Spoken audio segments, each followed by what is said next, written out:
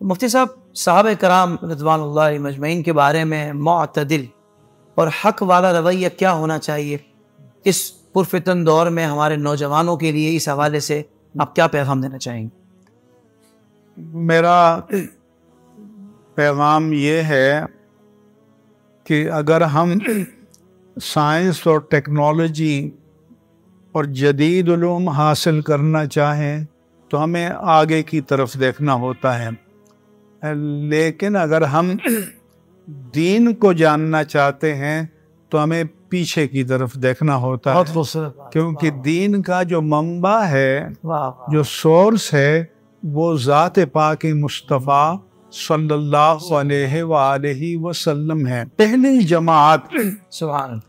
اور وہ مقدس اور خوش نصیب لوگ تھے، وہ اصحاب رسول تھے کہ جنہوں نے اللہ کے پیارے رسول صلی اللہ علیہ وآلہ وسلم کو اپنے درمیان اٹھتے بیٹھتے سوتے جاگتے چلتے پھرتے خلوت میں جلوت میں بزم میں رزم میں ہر حال میں دیکھا، یہاں تک کہ جبریل امین کو بشری شکل میں آپ کے سامنے زانوئے تلمس تہ کر کے سوال کرتے اور جواب کی تصدیق کرتے ہوئے دیکھا۔ سبحان تو وہ پہلی کڑی ہے۔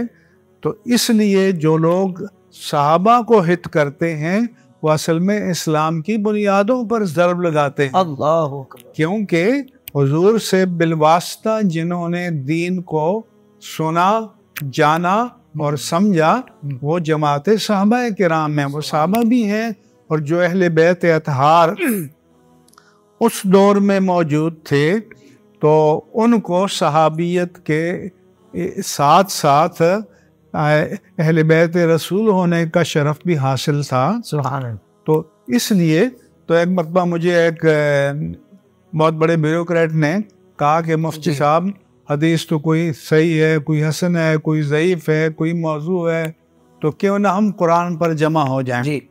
تو میں نے کہا آپ کی بات میں تو بظاہر بڑی اپیل ہے، سیدھی دماغ کو لگتی ہے، لیکن میرا آپ سے سوال ہے کہ یہ آپ کو کیسے معلوم ہوا کہ یہ قرآن اللہ کا کلام ہے؟ کہ آج کی رات کوئی فرشتہ آپ کے پاس آیا؟ کیا کہنا ہے مفتی صاحب؟ کہ آج جب صبح آپ اٹھے تھے تو آپ کے سرانے کوئی قدرت کا نوشتہ لکھا ہوا تھا؟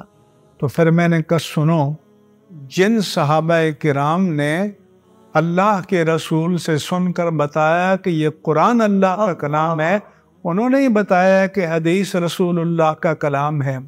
تو اگر حدیث کے کلام رسول ہونے کے بارے میں ان کی شہادت معتبر نہیں ہے تو قرآن کے کلام اللہ ہونے کے بارے میں کیسے معتبر ہو جائے؟ کیا خوبصورت بات کہی آپ۔ اس لیے اللہ تعالیٰ نے قرآن کریم میں جہاں اپنے پیارے حبیب کریم صلی اللہ علیہ وآلہ وسلم کی شان بیان فرمائی، وہاں اصحاب رسول کی شان بھی بیان فرمائی۔ اصحاب رسول کی یہ مثال تورات میں بیان کی گئی ہے، وفی الانجیل، اور انجیل میں اصحاب رسول کے بارے میں یہ فرمایا گیا کہ کزرعٍ اخرج شطأہ فآزرہ فاستغلظ فاستوى علی سوقہ، کہ ایک بیج کاشت کیا، اس کی ایک باریک سی حساس کونپل نکلی، فاستغلظ، پھر وہ دبیز ہوتی چلی گئی، فاستوى علی سوقہ، ایک وقت آیا کہ وہ ایک توانا درخت کی شکل میں اپنے تنے پر کھڑا ہو گیا، کوئی بھی آندھی آئے طوفان آئے اس کو اپنی جگہ سے ہلا نہیں سکتا۔ یعجب الزراع، جب کاشتکار اپنی محنت کا یہ پھل دیکھتا ہے تو وہ خوشی سے کھل اٹھتا ہے، مسرور ہوتا ہے، لیغیظ بہم الکفار، تاکہ کفار اس کو دیکھ کر غیظ و غضب میں مبتلا ہو جائیں۔ تو حضور والا یہ زمین جہاں یہ بیج بویا گیا یہ اصحاب رسول کے قلوب تھے، اور جو بیج تھا وہ ایمان تھا، اور وہ جو تناور درخت بنا یہ جماعت صحابہ تھی جس کی مثال اللہ نے انجیل میں بیان کی ہے، اور اللہ نے فرمایا کہ رضی اللہ عنہم ورضوا عنہ، اہل حدیبیہ کے بارے میں فرمایا کہ اللہ ان سے راضی ہو گیا، وہ اللہ سے راضی ہو گئے۔ جب اللہ تعالیٰ کسی کو اپنی رضامندی کی سند دے دے تو پھر اس پر کسی کو تکلیف نہیں ہونی چاہیے، اور جو اعتراض کرے گا تو وہ رب مصطفیٰ کی ذات پر کرے گا، کیونکہ اللہ نے ان کو یہ سند دی۔ صحابہ جس طرح انبیاء کرام میں، رسول اعظام میں آپس میں تفاضل موجود ہے کہ تلک الرسل فضلنا بعضهم علی بعض، اور نبی ادنا کوئی بھی نہیں ہے، سارے اعلیٰ ہیں، لیکن کوئی اعلیٰ ہے، کوئی اس سے اعلیٰ ہے، کوئی اس سے اعلیٰ ہے۔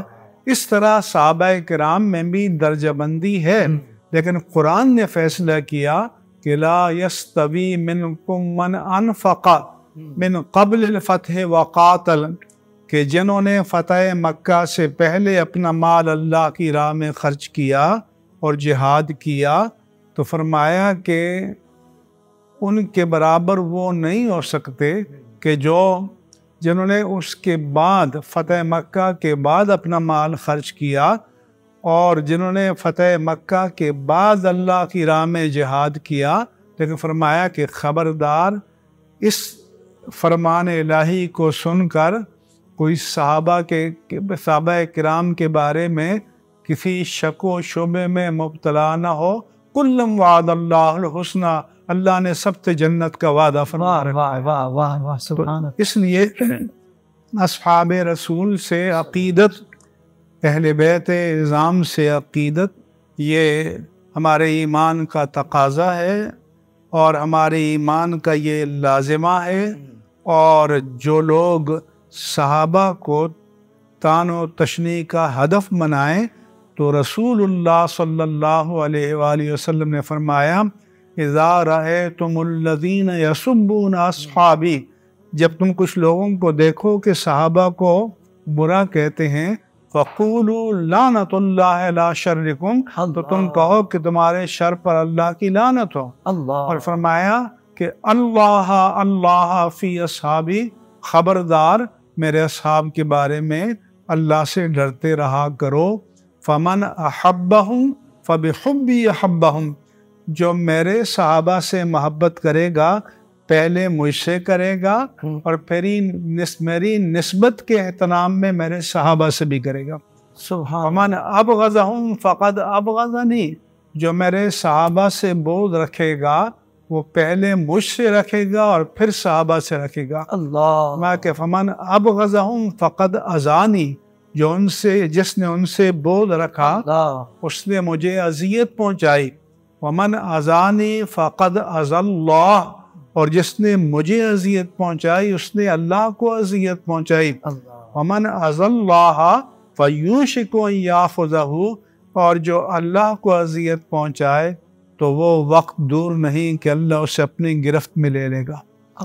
اس لیے ہمیں تمام اہل بیت اطہار، امہات المؤمنین، صحابہ کرام رضوان اللہ علیہم اجمعین سے عقیدت، محبت، یہ ہمارا شعار ہے۔ اور ان کے باہمی اگر کہیں تنازعات ہیں تو حکم ہے کہ آپ جج بن کر نہ بیٹھیں، کف لسان کریں، سبحان معاملہ اللہ کے سپرد ہے۔ واہ واہ واہ، آپ نے حضرت مکمل ایک بات ارشاد فرما دی، اور میں سمجھتا ہوں کہ اسی مفتی صاحب کے جواب کو اگر 2-3 مرتبہ کوئی بندہ تعصب کا چشمہ اتار کر اور دل کے کانوں سے اگر اس کو سن لے تو امید ہے انشاءاللہ کہ زندگی بھر کبھی وہ گمراہی کی طرف اس معاملے کے ذریعے کبھی بھی نہیں جائے گا انشاءاللہ۔ سوشل میڈیا پر اسلام کی صحیح تعلیمات جاننے کے لیے ابھی حافظ سائر قادری کا نیا YouTube channel Islamic digital studio subscribe کر لیں، اور ہاں نوٹیفیکیشن بیل آئیکن کو بھی پریس کر لیں تاکہ ہماری نئی ویڈیوز آپ تک بر وقت پہنچ سکیں۔